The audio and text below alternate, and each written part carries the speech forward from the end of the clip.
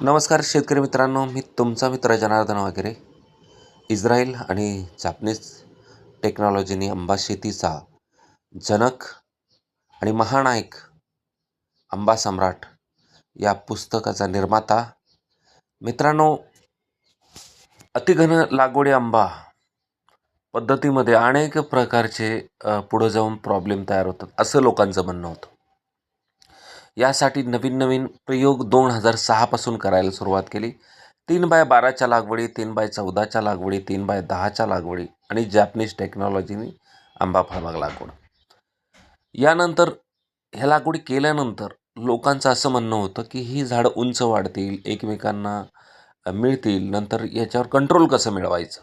तर मित्रांनो, 3x12 असेल तर 12 वर्षांनी, 3x14 असेल तर 14 वर्षानंतर खरड छाटणी आपण घ्यायची आहे. तर ती खरड छाटणी कशा पद्धतीने आपण घेतली